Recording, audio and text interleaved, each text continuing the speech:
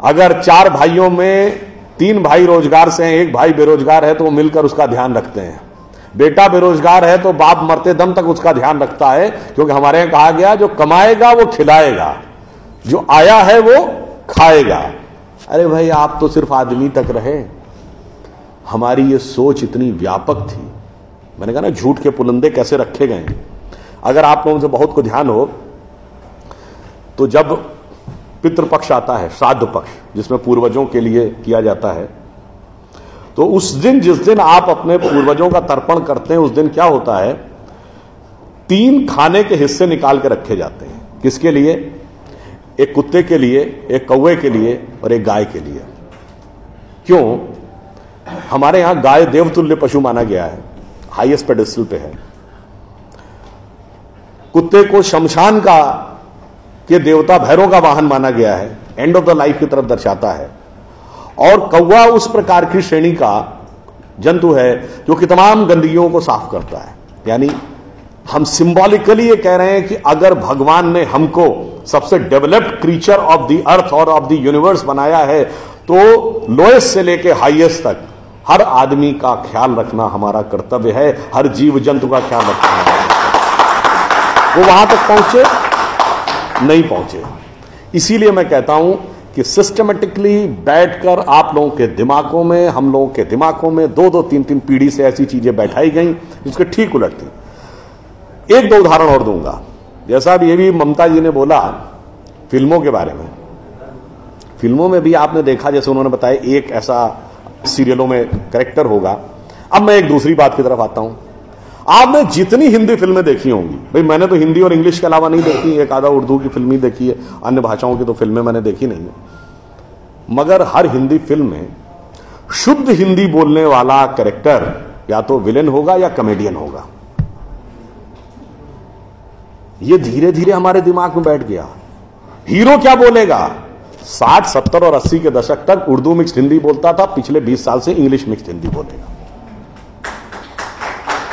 आप सबने वो गाना सुना होगा, विनोद खन्ना जी जिनकी डेथ हो गई, एक उनके ऊपर है जिसको कॉमेडियन गाना माना जाता है, प्रिय प्राणेश्वरी यदि आप हमें आदेश करें तो प्रेम का हम श्री गणेश करें। ये गाना क्या माना जाता था? कॉमेडी का। और एग्जैक्टली यही गाना, यही वर्ड्स का गाना, इब्तिदाई इश्क में हम सारी रात जागे अल्लाह जाने क्या होगा आगे, यह अच्छा गाना। और इतना ही नहीं, जी हाल मुस्किन मुगम्बुर रंजिश बहार हिजरा में सारा दिल है, इसमें दिल के अलावा कुछ समझ में आया नहीं। हिंदी के शब्द आ जाए, अरे साहब बड़ी कठिन हिंदी, बड़ी क्लिष्ट हिंदी कहां से ले आए, अगर साफ साफ उर्दू भी बोल दिया ये कहां ले आए, अंग्रेजी मिक्स्ड होना चाहिए। भाई अंग्रेजी मिक्स्ड होकर हम, देखिए ये सारी चीजें हम लोगों के दिमागों में बैठा ली जा रही हैं। हम कहां जा रहे हैं? एक छोटा सा उदाहरण आपको देता हूं।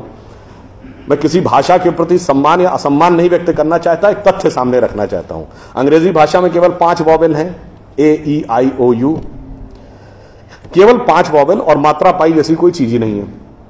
इसलिए इसमें साइलेंट का भी प्रॉब्लम है और एक्सेंट का भी प्रॉब्लम है। एक कश्मीरी और पंजाबी जिस एक्सेंट में बोलता है, एक बिहारी जिस एक्सेंट में बोलता है, एक तमिल और केरलाइट जिस एक्सेंट में बोलता है, उसमें भारी अंतर है। मगर जिन लैंग्वेजेस की फोनेटिक्स डाइवर्सिफाइड है, अब जैसे उसमें मैं एक एक्सट्रीम एग्जांपल देता हूं, संस्कृत। आप वैष्णो देवी के मंदिर जाइए या तिरुपति बालाजी के मंदिर, काशी विश्वनाथ या कामाख्या, जब पुजारी मंत्र बोलना शुरू करता है, एक्सेंट में कभी डिफरेंस देखा है? वो भी तो उसी इलाके के हैं। क्यों? क्योंकि आपकी लैंग्वेज की फोनेटिक्स डेवलप्ड है, साइंटिफिक है। उदाहरण के लिए, आप सब ने कभी ध्यान दिया हो या ना दिया हो, हिंदी में कहते हैं ना काखा गाघा अंगा, का जब बोलते हैं तो जबान कहां लगती है?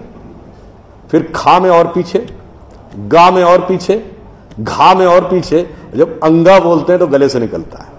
The entire phonetics is designed as per the contour of your vocal cord. एक प्रकार के शब्द एक साथ, तथा दधा ना सब दांत से, दंतव, पापा पापा मां सब होठ से, इतना डेवलप्ड, इतना साइंटिफिक इंस्ट्रूमेंट हमारे पास, और हमें समझाया जा रहा है कि नहीं ये छोड़ दो, ये तो वैसी बात हो गई कि हमारे पास स्मार्टफोन है। मगर दुनिया जो है वो पुराना वाला जो नोकिया हम यूज करते थे उसके पीछे भाग रही है। तो नहीं जी, हम तो उसी के साथ चलेंगे।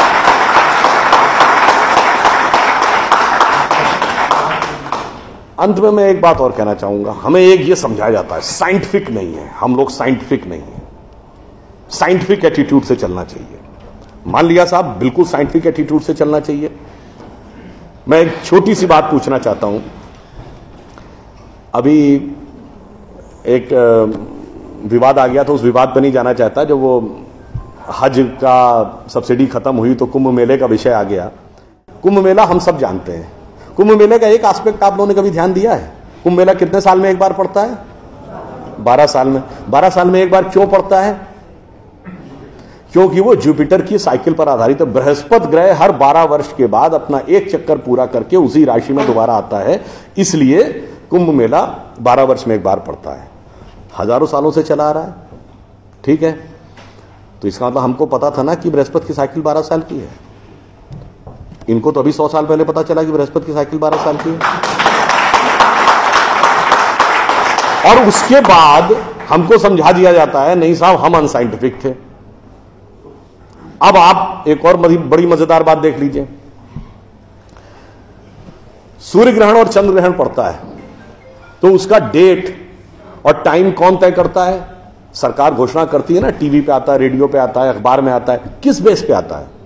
नासा की फिजिकल ऑब्जर्वेटरी बताती है कि फलां तारीख को इतने बज के इतने मिनट पे सूर्य ग्रहण या चंद्र ग्रहण पड़ेगा, सोलर इक्लिप्स और ल्यूनर इक्लिप्स। मगर ये बताइए 1950 से पहले तो नासा की ऑब्जर्वेटरी नहीं थी। 1920 में जब अल्बर्ट आइंस्टीन ने रिलेटिविटी की थ्योरी दी, उससे पहले रिलेटिव मोशंस ऑफ प्लैनेट नहीं पता था। सॉरी, 1916 में। 1920 में एडविन हबल एक साइंटिस्ट हुए जिन्होंने एक्सपेंडिंग यूनिवर्स की थ्योरी दी, उससे पहले एक्सपेंशन ऑफ यूनिवर्स नहीं पता था। 1900 में मैक्स प्लैंक साइंटिस्ट हुए जिन्होंने लाइट की क्वांटम की थ्योरी दी, फोटॉन्स वाली, उससे पहले प्रोपोगेशन ऑफ लाइट ही नहीं पता था। 1897 में जे टॉमसन ने इलेक्ट्रॉन खोजा, उससे पहले आप मानते थे एटम अनडिविजिबल है। और 1633 में आप ये कहते थे, गैलीलियो को फांसी दे रहे थे इस बात के लिए कि उसने कहा सन रिवॉल्व्स राउंड द अर्थ गलत है। तो भैया आप 380 साल चल के जहां पहुंचे हैं, हमारा पंचांग तो युधिष्ठिर के जमाने से एज इट इज चला आ रहा है 5100 साल। मतलब ये लॉजिक नहीं है, ये तो साइंटिफिक प्रूफ। फिर भी हमें समझाया जाता है कि साहब जो हमने सोचा उस सब हम अनसाइंटिफिक थे, हम गलत थे। बड़ी मजेदार बात है। इन ए स्पैन ऑफ लिविंग जनरेशन 50 साल में, देखिए ये जो अर्बन नक्सल्स थे उन्होंने हमारे दिमागों में क्या क्या भरा और फैक्ट क्या था। 50 साल पहले जिस जिस चीज का मजाक उड़ाया गया वो चीज आज ठीक उसके उलट हो गई। 50 साल पहले कहते थे अरे यार ये अगर खेती करनी है तो mechanised farming, chemical fertiliser use करो। गाय के गोबर से कोई खेती होती? आदमी चांद पे पहुंच गया, तुम गाय के गोबर पे पड़े हो। आज नहीं, ऑर्गेनिक फार्मिंग की तरफ जाओ। 50 साल पहले क्या कहते थे? अरे भाई ये जड़ी बूटियों फल पत्ती खाने से कोई इलाज होता है? नीम हकीम खतरा है जान। खाना है तो नई दवाएं खाओ, क्रोसिन, मेटासिन, टेरामाइसिन। आज आप क्या कहते हैं? नहीं, केमिकल नहीं, हर्बल मेडिसिन की तरफ जाओ। ठीक, आज से केवल 50 साल पहले आप ये कहते थे, जब हम कहते थे पेड़ों की रक्षा करो, जंगल की रक्षा करो, पहाड़ की रक्षा करो, कहते थे this is the reminiscence of a primitive tribal civilisation. आज 1992 के रियो डी जेनेरो से लेकर 2009 के कोपेनहेगन से लेकर 2016 के पेरिस तक आप कहते हैं नेचर फ्रेंडली डेवलपमेंट करो। भैया सब कुछ उलटता जा रहा है। जो हमने कहा, जिसका आपने मजाक उड़ाया, वो सब कुछ सही होता जा रहा। अब मैं एक और बात कहूंगा जिसका कि बहुत मजाक उड़ाया गया, शायद हम लोग कभी ध्यान नहीं देते।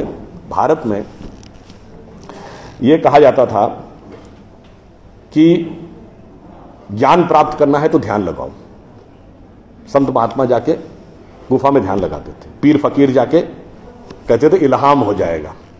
तो लोग कहते थे क्या बेवकूफ है, हाउ इज इट पॉसिबल? ऐसा कहीं हो सकता है क्या कि जाके ध्यान लगाया और ज्ञान प्राप्त हो गया? If you want to attain knowledge you must outreach, understand the things, meet the people, visit the place, like what Darwin has done. अब 50 साल बाद मैं आपसे पूछता हूं, आपको न्यूयॉर्क टाइम्स अखबार पढ़ना है तो 2 रास्ते हैं। एक, यहां से दिल्ली से न्यूयॉर्क की फ्लाइट पकड़िए, 16 से 22 घंटे लगेंगे डिपेंडिंग अपॉन योर फ्लाइट, और आज का अखबार कल पढ़िए। और दूसरा है कि मोबाइल पे डाउनलोड करिए खट से और पढ़ लीजिए। क्यों?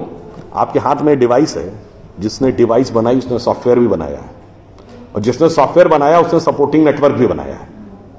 उसी ढंग से हमारा शरीर एक डिवाइस है, तो इसके अंदर मन, बुद्धि, चित्त, अहंकार और कॉन्शियसनेस एक सॉफ्टवेयर है और उसका कनेक्टिंग नेटवर्क भी है। बस नेटवर्क से कनेक्ट होना है और सब डाउनलोड है। और अंत में मैं एक उदाहरण दूंगा।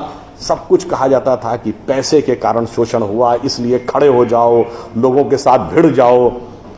हमारे यहां परंपरा में त्याग का महत्व था।